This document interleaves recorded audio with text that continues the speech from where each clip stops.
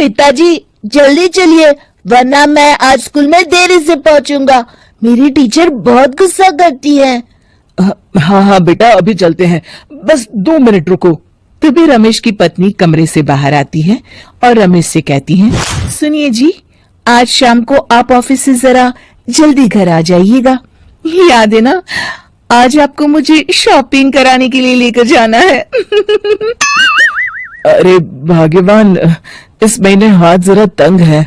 मेरी मानो तो शॉपिंग का विचार कुछ दिनों के लिए अपने दिमाग से निकाल ही दो। मैं तुम्हें अगले महीने पक्का शॉपिंग कराने ले जाऊंगा। अभी मुझे चलना चाहिए, वरना राजू को स्कूल पहुंचने में देर हो जाएगी। देखिए जी, अब आपके ये बहाने पुराने हो चुके हैं। मैं कुछ नहीं जानती। आज शाम को मुझे शॉपिंग करने जाना है, मतलब जाना है। आगे आपकी मर्जी। अच्छा ठीक है भाग्यवान, अब तुम पूरा घर सर पर मत उठाओ, मैं कुछ करता हूँ। इतना कहकर रमेश अपने बेटे राजू को लेकर वहां से चला जाता है। घर से निकलने के लिए रमेश जैसे ही अपनी मोटरसाइकिल शुरू करता है, तभी उसकी माँ उसे आवाज देकर कहती है, अरे रमेश, आज शाम को मुझे कुछ पैसे दे देना। याद है ना, मैंने तुझसे कहा था कि मुझे मंदिर में चढ़ावा चढ़ाना है। अरे माँ, मेरी तनख्वाह आने में अभी 10 दिन बचे हैं, अभी मेरे पास बिल्कुल पैसे नहीं है। हाँ, मेरी तनख्वाह मिलते ही मैं तुम्हें पैसे दे दूंगा। रमेश की माँ चिढ़कर कहती हैं, अरे तेरा दिमाग तो खराब नहीं हो गया? मैंने तेरे भरोसे मंदिर के पुजारी जी से वादा कर दिया है और तू कह रहा है कि पैसे नहीं है। अब मैं पुजारी जी को क्या जवाब दूंगी? तुझे तो मेरी इज्जत की भी कुछ परवाह नहीं है। अच्छा ठीक है माँ, अब तुम गुस्सा मत करो, मैं शाम तक कुछ इंतजाम करता हूँ। इतना कहकर रमेश वहां से चला जाता है। फिर दोपहर को जब रमेश अपने दफ्तर में बैठा होता है, तब उसे अपनी पत्नी और माँ की बातें याद आती हैं। रमेश अपने दफ्तर के एक साथी मोहन से कुछ रुपए उधार मांगता है। अरे भाई मोहन, मेरा एक छोटा सा काम कर दो, मुझे कुछ रुपयों की सख्त जरूरत है। मुझे कुछ दिनों के लिए क्या तुम रुपए उधार दे सकते हो? अरे रमेश भाई, मैं तुम्हें पैसे उधार तो दे सकता हूँ, लेकिन मुझे वक्त पर पैसे लौटा देना। वैसे भी मेरा मानना है कि दोस्ती यारी में कभी पैसों का व्यवहार नहीं करना चाहिए। ये कहावत तो तुमने सुनी ही होगी कि उधार प्रेम की कैंची है। मैं नहीं चाहता कि पैसों को लेकर हमारा रिश्ता खराब हो।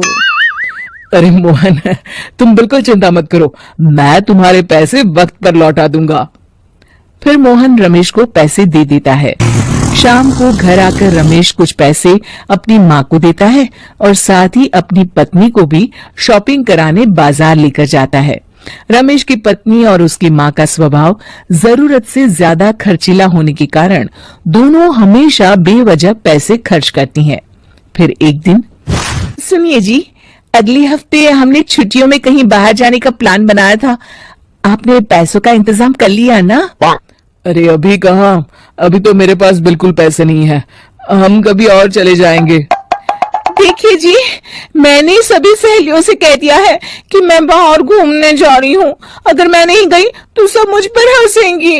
आप कहीं से भी पैसों का इंतजाम कीजिए जी। इतना कहकर रमेश की पत्नी वहां से चली जाती है। वहीं दूसरी तरफ रमेश की माँ भी तीर्थ यात्रा जाने की जिद करती है और रमेश से पैसे मांगती है। फिर अगले दिन रमेश एक सेठ से पैसे उधार लेकर अपनी पत्नी और बेटे को घुमाने ले जाता है और अपनी माँ को भी तीर्थ यात्रा पर भेज देता है। लेकिन जैसे ही रमेश अपनी छुट्टियां बिताकर वापस आता है, कर्जदार उसका जीना मुश्किल कर देते हैं। इतना ज्यादा कर्ज एक साथ अपने ऊपर देख रमेश काफी परेशान रहने लगता है। फिर एक दिन राजू की स्कूल की फीस वक्त पर न भर पाने के कारण रमेश को स्कूल में बुलाया जाता है। स्कूल के प्रिंसिपल साहब रमेश को सख्त हिदायत देते हैं कि अगर वक्त पर स्कूल की फीस नहीं भरी गई तो उनके बेटे का नाम स्कूल से काट दिया जाएगा। अपने बेटे की स्कूल की फीस भरने के लिए रमेश अपने दोस्त गिरधारी से कुछ पैसे उधार ले लेता है और स्कूल की फीस भर देता है। रमेश की माँ और उसकी पत्नी खर्चे और घर की जिम्मेदारी संभालते संभालते धीरे धीरे रमेश पूरी तरह कर्ज में डूब जाता है। और तभी एक दिन दफ्तर में काम करते समय रमेश की तबीयत अचानक बिगड़ जाती है और वो बेहोश होकर गिर पड़ता है। उसे जल्दी से पास के एक अस्पताल में भर्ती कराया जाता है। रमेश के घर वालों को ये बात पता चल जाती है तो वे सभी अस्पताल पहुंचते हैं। अस्पताल के डॉक्टर साहब उन्हें बताते हैं, देखिए, देर रात तक जागने और जरूरत से ज्यादा काम करने की वजह से इन्हें चक्कर आ गया था। बेहतर यही होगा कि इन्हें कुछ दिनों के लिए पूरी तरह आराम करने दिया जाए। रमेश की हालत देखकर उसके बेटे राजू को बहुत गुस्सा आता है और वो अपनी दादी और माँ से कहता है, माँ, दादी, मैं इतना छोटा हूँ, फिर भी मैं इतना समझता हूँ कि पिताजी दिन रात दफ्तर में काम करके पैसे कमाते हैं। पिताजी अकेला पूरा घर संभालते हैं और आप दोनों अपने फिजूल के खर्चों के लिए उन पर दबाव डालते रहते हैं। आज पिताजी की हालत के जिम्मेदार तो आप दोनों हैं। राजू की समझदारी भरी बातें सुनकर रमेश की माँ और पत्नी को अपनी गलती का एहसास होता है और दोनों की आंखों में आंसू आ जाते हैं। फिर कुछ दिनों के बाद रमेश की तबीयत एकदम अच्छी हो जाती है और वो पहले की तरह अपने काम पर जाने लगता है। रमेश की माँ और पत्नी अब उसे किसी प्रकार की कोई तकलीफ नहीं देते और ना ही उससे किसी चीज की मांग करते हैं। फिर देखते ही देखते रमेश अपने कर्ज के सारे पैसे चुका देता है। उसकी जिंदगी पहले की तरह अच्छी हो जाती है और वो अपने परिवार के साथ खुशी खुशी रहने लगता है।